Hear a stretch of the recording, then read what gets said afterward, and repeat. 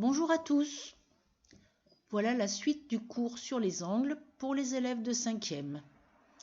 Dans cette vidéo, nous allons apprendre un nouveau vocabulaire sur des angles différents des angles correspondants qu'on a vus l'autre jour et aussi une propriété très importante qu'on pourra voir dans le sens direct et dans le sens réciproque. Voilà donc la même configuration que dans la vidéo précédente. J'ai tracé deux droites que j'ai mis en rouge, la droite AB et la droite CD, même si le point D n'apparaît pas. J'ai tracé aussi en noir une séquente à ces deux droites qui est la droite BC. J'ai déjà marqué ici un exemple qui est l'angle vert.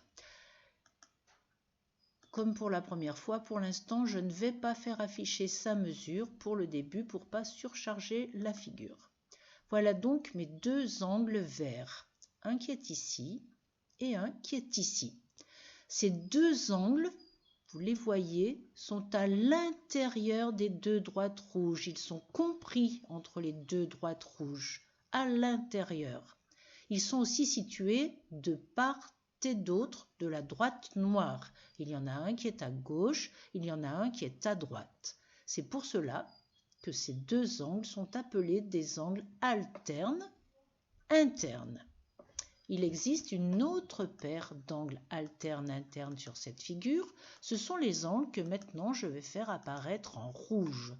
Vous voyez ces deux angles rouges, ils sont aussi à l'intérieur des droites rouges, compris entre les deux droites rouges, et il y en a un à droite de la séquente noire et un autre à gauche. Ils sont alternés par rapport à la droite noire.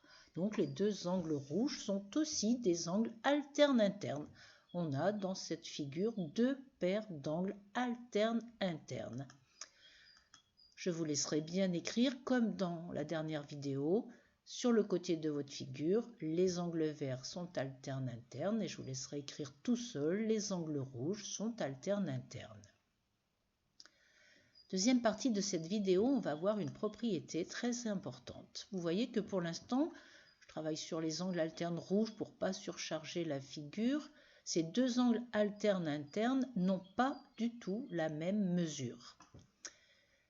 Mais si je fais bouger ma droite AB, vous voyez que la mesure de l'angle qui est en haut ici, l'angle rouge, bouge. D'accord ? Et que, si je vais tout doucement, je vais arriver à trouver une position où mes deux angles rouges alternes internes ont la même mesure. Et cette position se produit lorsque les droites rouges sont parallèles. C'est donc une propriété quand même très importante que l'on pourra utiliser dans deux sens dans les exercices. Premier cas, vous savez que les droites sont parallèles. On vous donne dans l'exercice la mesure de l'angle rouge par exemple et on vous demandera la mesure de l'angle rouge qui est ici aussi. Et bien si vous savez bien votre cours, vous saurez que ces deux angles-là ont la même mesure. On pourra l'utiliser aussi dans l'autre sens. On pourra avoir une figure dans laquelle on sait que ces deux angles ont la même mesure. Ça sera écrit sur la figure ou écrit dans l'énoncé. Et du coup, vous pourrez conclure que les droites sont parallèles, ce qui est toujours intéressant dans pas mal d'exercices. Voilà, j'espère que vous avez bien compris.